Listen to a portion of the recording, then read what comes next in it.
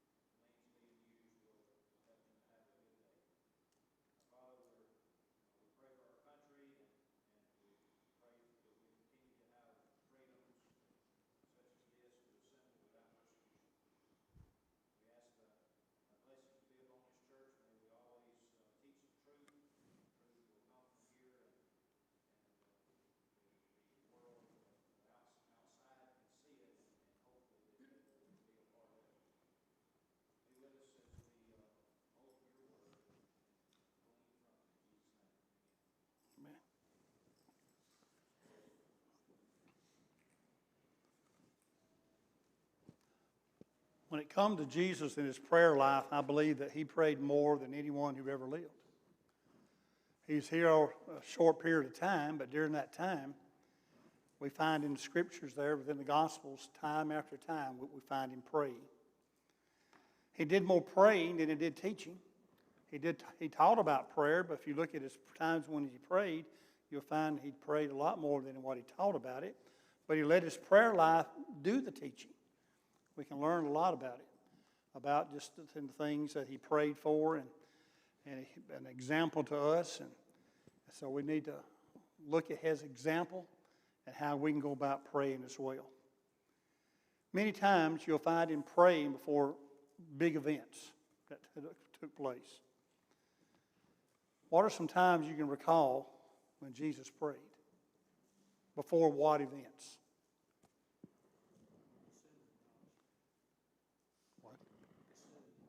Gethsemane on that Thursday night. He prayed there. Very popular one. When else did he pray? How about before his baptism? He prayed. Or right after. What about when he chose his disciples? He prayed about that event. Right after his baptism, he prayed. Well, one night he prayed all night. Went up to the mountain, and all night he prayed. Have you ever prayed all night? Of course, that's between you and God, how much you pray, but that's a pretty serious thing that Christ was doing here. He prayed all night about it. He prayed to show them how to pray. They wanted to know, and he showed them. Before casting out certain demons, he said, these demons don't come out except by prayer. So he had to pray there in order to get certain demons out. He prayed at the Last Supper there, teaching his disciples about the Lord's Supper. He prayed then. And don't forget about he prayed on the cross. He's praying on the cross. And that's just a few of the times you go through and start flipping and looking at the Gospels, you'll find many times when he prayed because he knew it was a very important part of his communication with his Father there. So, knowing that Christ prayed as much as he did, one thing we know, we need to be praying more ourselves. And there's no commandment as to how long how often, anything like that, we just find pray without ceasing. It's to be a part of our life, a very important part of our life, and we should do it often. I never heard anybody say, I've been praying too much. I need to cut back on my prayers. I never heard anybody say that. Generally, it's just the opposite. I don't pray enough. And sometimes we have difficulty when it comes to our prayers of interruptions and things like that. And that's what we're looking at this morning, is some of that. And one thing that comes to our prayer life, we need to be or have honesty in our prayers. And why would we want to pray to God something that we're not honest about?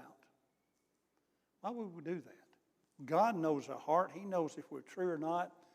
Why would we want to lie to God? We see in Acts 5 and verse 4 what happened to Ananias and Sapphira when they lied to God about this. Here it said, while it remained, was it not in your own? And after it was sold, was it not in your own control? Why have you conceived this thing in your heart? You have not lied to men, but to God. People do it. There'll be a crisis of some sort that will come about, and they'll pray, Lord, you get me through this. You know where I'm going to be Sunday? Well, Lord gets them through it. You know where they are Sunday? I know where they're not.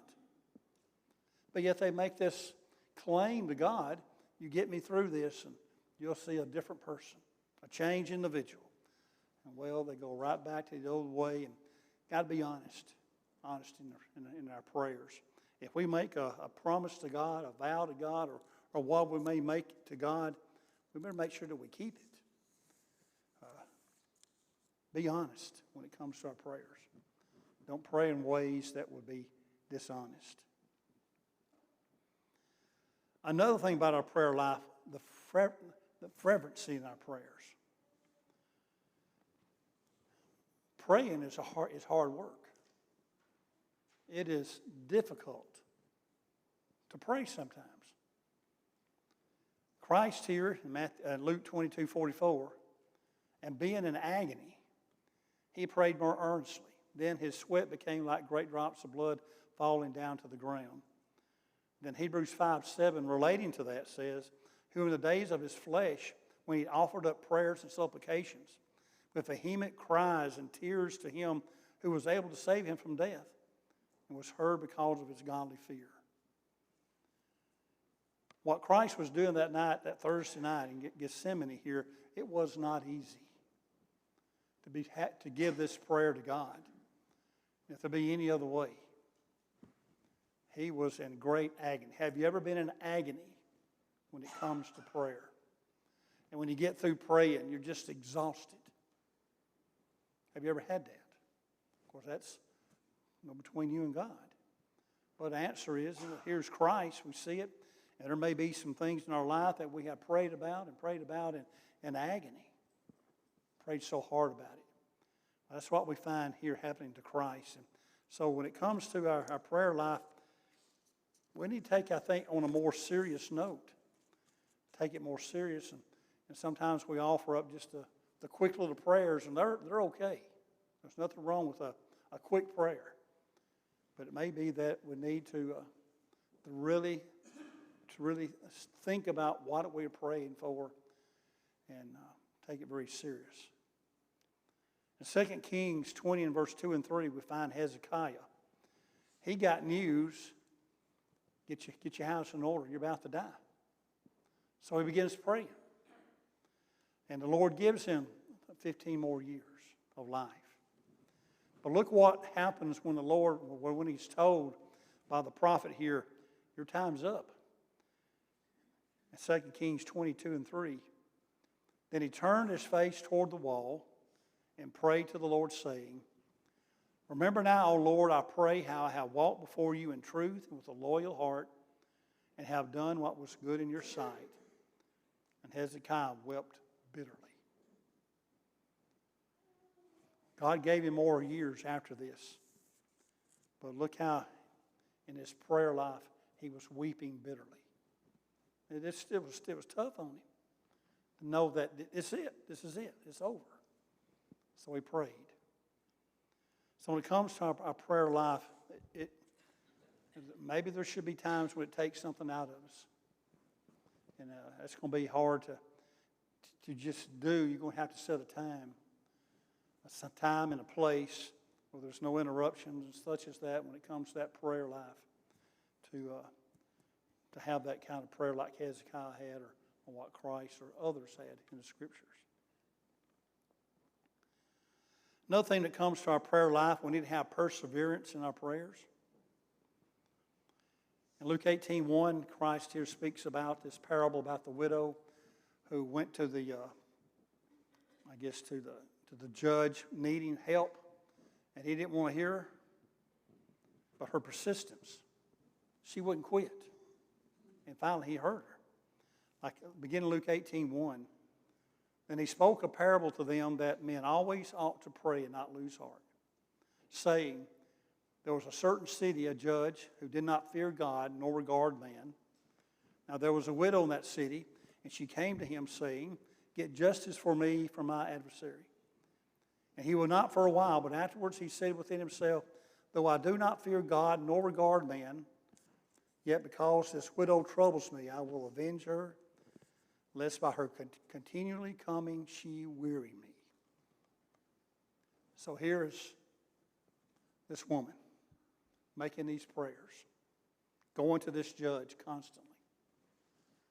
And finally, because she was persistent, he helped her out. I don't know how many times we pray and we say, okay, I guess that's enough. I don't know how many times.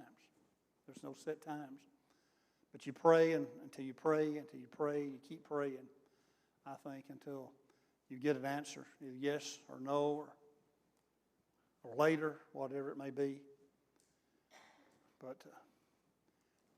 never stop praying about that situation or about that person. He also gave another parable about this in Luke 11 as well, down in verse 8. Here's a man who needed something to eat. He went to his friend's house, and the friend said, come back in the morning. Here it is, midnight. And the guy wouldn't quit until he got something to eat. Luke 11:8, I say to you, though he will not rise and give to him because he is his friend, yet because of his persistence he will rise and give him as many as he needs. The man was persistent. I need something to eat. He kept knocking. He kept knocking. And finally the man got out of bed and there gave him the food that he needed. Perseverance, it's not a test of God, but it is a test of us.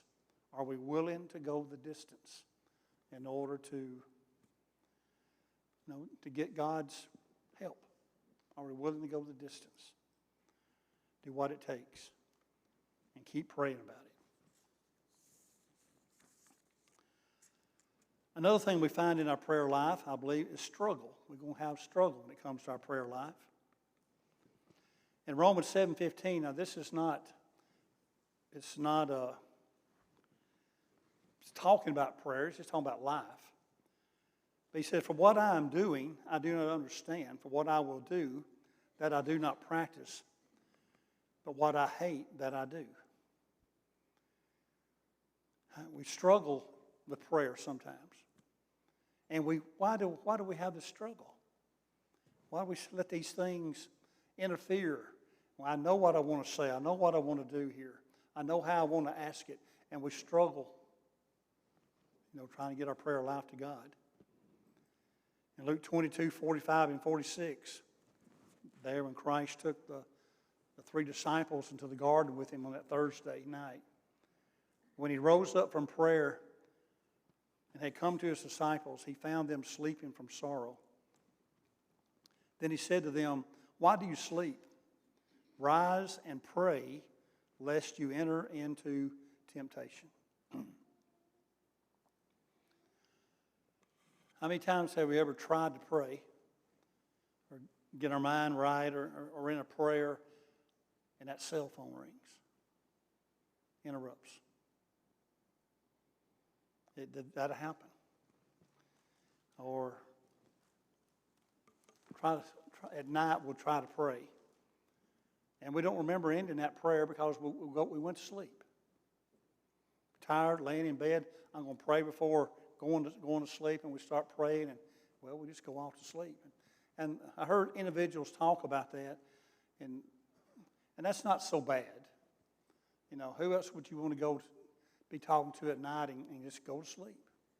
You know, you're talking to God, and you just go off to sleep. That shows your comfort. It shows wanting to speak to God and the relaxing that you have in speaking with Him. That's good. But on the real serious stuff, it may be just before bedtime. It's not the best time to do that praying. So we struggle with it. We struggle in when is the best time? What do I need to say? So we start praying, and something pops in our head and distracts us. Maybe that can happen. So it can be a struggle to try to get the prayers in. And these struggles can hinder us. There are things in life that hinder us in our prayer life. 1 Peter 3:7, speaking in marriage, husband likewise dwell with them with understanding, giving honor to the wife as to the weaker vessel, and as being heirs together of the grace of God, that your prayers may not be hindered. Difficulty in the marriage can hinder prayers. They can hinder prayers. Difficulties just by themselves can hinder our prayers. You think, how can that be? I thought if I'm having difficulty, that's when I want to be praying. But sometimes that difficulty that we're having, that situation, can get so heavy that we're focused on it and not on the prayer. That can happen quite often. That's why we talk about it's a struggle. It's a struggle when we have the times of difficulty and it seems to just overwhelm us. And it's hard to lay that aside and start praying about it. But so too often we focus on the struggle and not on our prayer life. So pray. Let's not have a hindrance. If we did a time frame on how much we pray versus how much we're texting or on the cell phone or in front of a television, what would the time frame look like? I'm afraid we all know what it would look like. We're in more communication with other people about things that are important than we are necessarily with God. Another thing about prayer, it's good to have preparation. Set a time. That's when I'm going to pray, and go into that place, find a place, and there pray. Matthew 6:6. But you, when you pray, go into your room.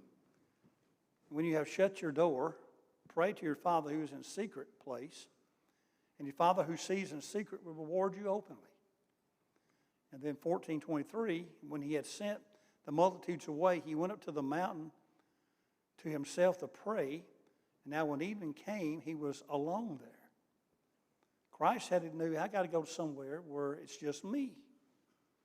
And that may be difficult at times. You got children, you just can't, okay, kiddos, little kids, I'm going to go away for a while, and I'm going to pray, and you take care of yourself. Well, again, there are times when we can work that out. But here we find Christ, 2 occasions here, you go to your room, you shut the door. He went up to the mountain by himself, alone, to pray. He's talking about preparation. Try to have a set time to pray. It'll be good. Luke 6 and verse 12. Now it came to pass in those days that he went out to the mountain to pray and continued all night in prayer to God. Again, that's where he prayed all night. And I'm sure that just wasn't one occasion. I'm sure there were many times in his life in which he went out to pray. And he prayed all night. So, I know some churches before they have It'll be maybe before a gospel meeting or something pretty big that's coming up. Well, they would have a couple of nights set aside beforehand, and they would have I call it a prayer chain. Somebody would come to the church building, and they would pray for a couple hours, and somebody would come and take their place, and they would pray. How many of us would volunteer for that? Well, I'll give 2 hours, 2 o'clock in the morning to 4 o'clock in the morning. Who would do that? Who would want to come in at that time?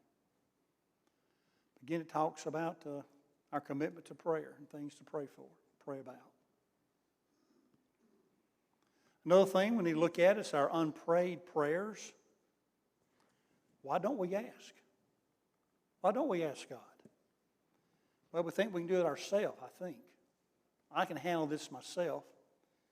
Well, there's nothing wrong with doing what you can do, but at the same time, let's get God involved with this thing. Luke 11:9, so I say to you, ask and it will be given to you. Seek and you will find. Knock and it will be open to you. God is saying ask. Talk. Ask. James 4:3, you ask and do not receive because you ask amiss, that you may spend it on your pleasures. So that may be why God is not answering some prayers. This is something we shouldn't be praying about. Like all the football that's played yesterday. Your team. Did you pray to God that your team would win? Did you pray to God that your team would win? I don't think that's something that God's concerned about. He's not concerned about who's going to win a game or a national championship or whatever. Let's make sure that we spend our prayer life on things that matter, things that make a difference. Maybe why some prayers are not answered. But then again, let's make sure we're praying for the right thing. Another thing about doubt in our prayers, we don't want to have doubt. If we have doubt in God, we're going to have doubt in prayer. Mark 11:24. Therefore I say to you, whatever things you ask when you pray, believe that you receive them and you will have them. Let's just say that everything I pray about is going to happen. Well, it's got to be according to God's will, first and foremost. It's got to know that. It's got to fall into His way of answering a request. James 1:6, well, they am asking in faith with no doubting, for he who doubts is like a wave of the sea driven and tossed by the wind. If I don't listen to God, why should I think He should listen to me? If I don't open up my Bible some and read, why should I think He's going to listen to me? A lot of things. Sometimes it's a last resort. Wow, it should be the first thing we do. And maybe has all the things that are, we call it God bashing. Everything's against God, and has it caused us to be a little bit timid? Has it caused a little bit of doubt in our belief in God that He knows and answers? I think God's answered enough of our prayers in the past to give us full confidence that He will help us in the future. I think He's done enough of that. If He hasn't answered any of your prayers, again, that's another thing to think about. Why hasn't He answered my prayers? In Mark 4, verse 39 and 41, some of His disciples, this is early on, they had some doubt. Then He arose and rebuked the wind and said to the sea, peace be still. And the wind ceased and there was a great calm. But He said to them, why are you so fearful? How is it that you have no faith? And they feared exceedingly and said to one another, who can this be that even the wind and the sea obey Him? Who is this that's in the boat with us? There was some doubt there. Again, the more that we spend in the Word, especially in the Gospels, learning about Christ, watching Him, how He interacted, what He did, that's going to bring about a stronger, deeper faith and cause the doubt to go away. In Mark 9, verse 24, Here's the man who had a son with a demon. And immediately the father of the child cried out and said with tears, Lord, I believe, help my unbelief. And now maybe that sums up us sometimes. Oh, I believe, but I still got some unbelief. It's almost like a contradiction, but it's not. He believed that Christ could help him. He just didn't have that full assurance that Christ would help him. He knew Christ could do this, but where was his full assurance of it? Of course, whenever Christ did heal his son here, got the demon out, his belief was blown up there then. He didn't have any unbelief then when Christ cured his son. And of course, in John 20:25, there's what we know as doubting Thomas. And the other disciples therefore said to him, we have seen the Lord. So he said to them, unless I see his hands and the print of his nails, put my finger into the print of the nails, and put my hand to his side, I will not believe. He just needed proof. And the only way we're going to get proof is through the Scriptures and praying and hindsight. Look what God has done. That's the way we get our proof. Our confidence is something that grows daily. Gideon was one that he needed proof, and there's nothing wrong when we ask God for help in this. Help my unbelief. Nothing wrong with that. Gideon had this. Remember, he put he wanted to make sure that God was with him when he went into battle. So he puts the fleece out. He says to God, if the fleece is wet and the ground is dry, I know you're with me. Well, the next morning he gets up and the fleece is wet. And Gideon got to thinking, did somebody just come here and wet this thing down? Then he goes back to God. Okay, God, I need another sign here in the morning. If the fleece is dry and the ground is wet, then I know you're with me. And that's what God did. The fleece was dry. And it didn't upset God. It didn't make God mad that you question me. Go ahead, he said. Ask. Let me show you that I'm with you. Let me take care of the doubt. Let me wipe it away. And that's what Gideon did. And then, last here, when you don't know what to pray. Sometimes we don't know. Matthew 26:39, he went unto the Father and fell on his face and prayed, saying, O my Father, if it is possible, this cup pass from me, not as I will, but as you will. Maybe the most difficult prayer that we can have is turning it totally over to God. I don't know what to pray. God, you handle it. I know there have been a few situations where individuals, I talk with them and they have this situation going on in their life, and I have no answer. I don't have an answer. But so here's what we do. We're going to pray to God. God, you handle this. And you know what? God handled it. In a couple of circumstances, situations, it took about a year. And God handled it. And he didn't handle it in the way I thought he would, or this other person or people thought that he would, in a totally different way that we never thought about, that God would do that. And he did. When we don't know what to pray, God, take care of this for me. And do what we can to get through it, but turn it over to God. You handle it, and he will.